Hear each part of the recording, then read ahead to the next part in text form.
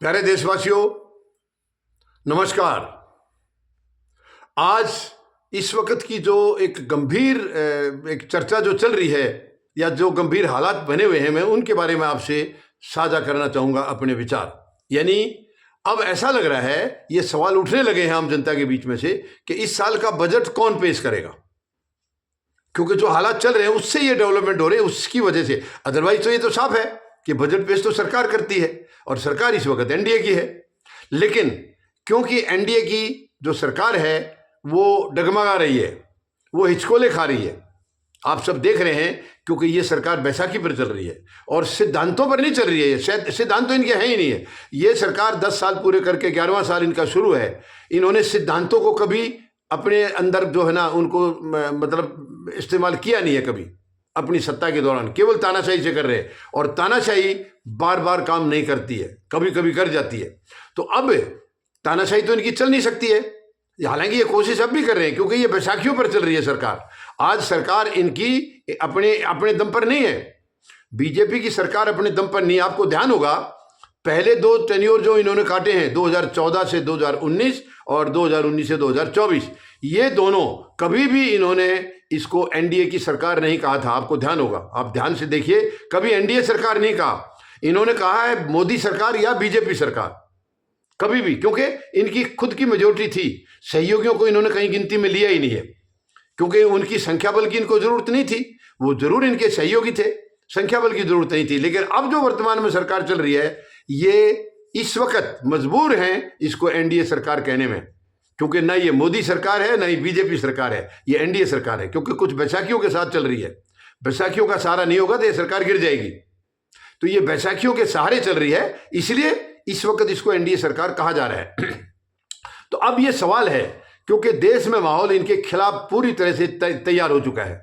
महाराष्ट्र में आप देख लीजिए, जब से विधानसभा के चुनाव हुए हैं, देवेंद्र फडणवीस को काफी इंतजार के बाद सीएम बनाया गया है, मगर आज भी अपने आप को फुल फ्लैश सीएम के तौर पर वो महसूस नहीं कर पा रहे हैं, क्योंकि वो भी दो बैसाखियों के सहारे चल रहे हैं। दो बैसाखी हैं, अजीत पवार की और एकनाथ शिंदे की, और उम्मीद है वो बैसाखी भी इनको कभी भी धोखा दे सकती है। ऐसे हालात वहां पर बने हुए हैं, कभी भी धोखा इनको मिल सकता है। और इधर नीतीश कुमार तो कर ही रहे हैं। नीतीश कुमार अपना मन बना चुके हैं एनडीए के खिलाफ जाने का, एनडीए के से अलग होने का मन बना चुके हैं।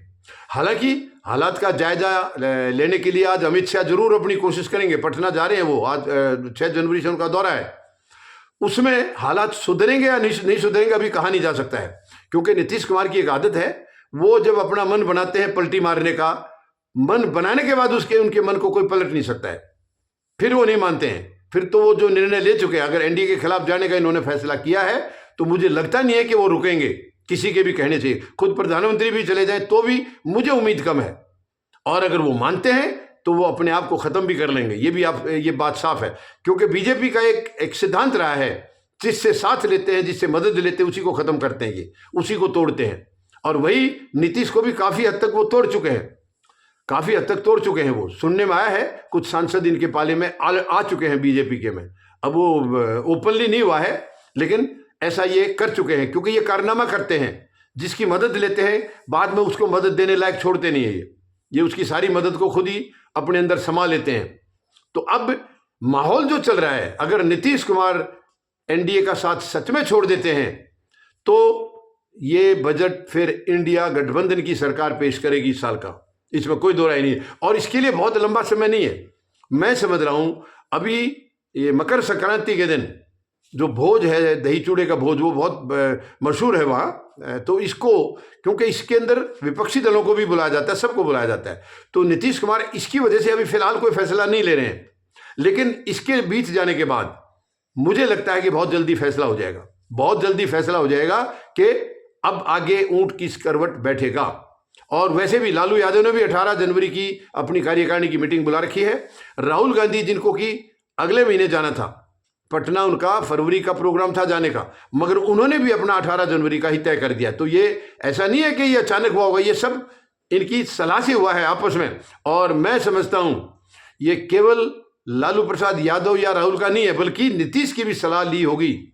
अंदर खाते नीचे से नीतीश की भी जरूर इसमें सलाह ली होगी, और ये इनकी सहमति से ही ऐसा सब हुआ है, इतना मुझे भरोसा है।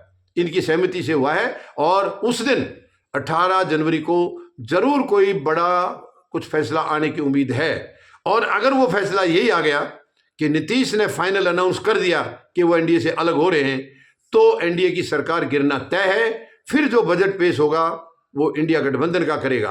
और अगर इस 18 जनवरी की मीटिंग में या अमित शाह के दौरे से कुछ सकारात्मक इनको नतीजे मिल गए, नीतीश कुमार को रोकने में कामयाब हो गए, तो फिर ये सरकार वर्तमान जो केंद्र में है एनडीए की, यही बजट पेश करेगी। ये तस्वीर करीब करीब साफ है।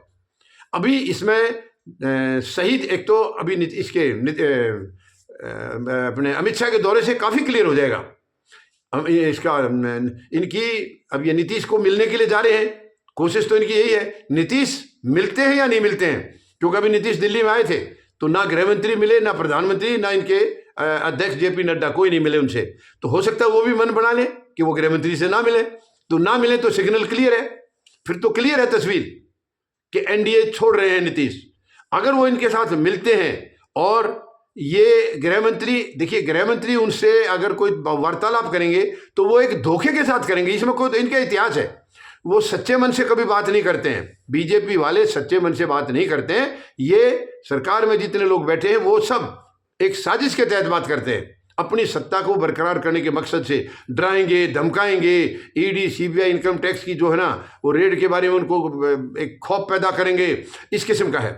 तो अगर किसी हालत में भी नीतीश नहीं माने हैं अमित शाह के साथ, या तो मीटिंग ना करें और इनकी बात ना माने, तो सरकार का गिरना तय है। बेशक इनके 10 एमपी भी इन्होंने काबू कर रखे, फिर सरकार का गिरना तय है, क्योंकि काफ़ी सारे सहयोगियों से नीतीश कुमार की बात हो चुकी है। और अगर वो मान गए, सरकार इन्हीं की रह गई, तो बजट पेश यही करेंगे। ये दो नतीजे अभी तकरीबन ज़्यादा से ज़्यादा 20 जनवरी तक तस्वीर साफ हो जाएगी।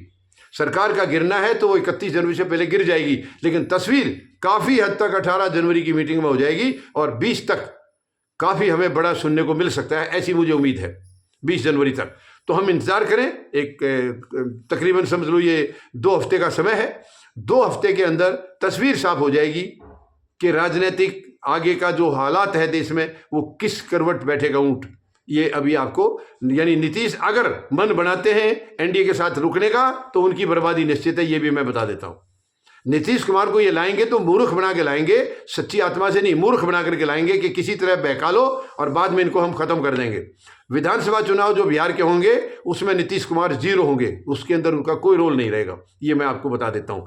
वैसे नीतीश बहुत बड़े खिलाड़ी हैं, मुझे नहीं लगता है कि एक बार उन्होंने जो मन बना दिया इनसे अलग होने का तो इनके साथ वो रहेंगे नहीं, जहां तक मेरा अंदाजा है। जब नहीं रहेंगे तो ये साफ है तस्वीर कि एनडीए की सरकार गिरेगी और इंडिया गठबंधन की सरकार बनेगी, तो बजट पेश उन्हीं का वित्त मंत्री करेगा। ये तस्वीर करीब करीब मुझे साफ नजर आ रही है।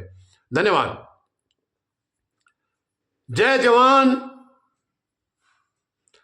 जय किसान, जय हिंद।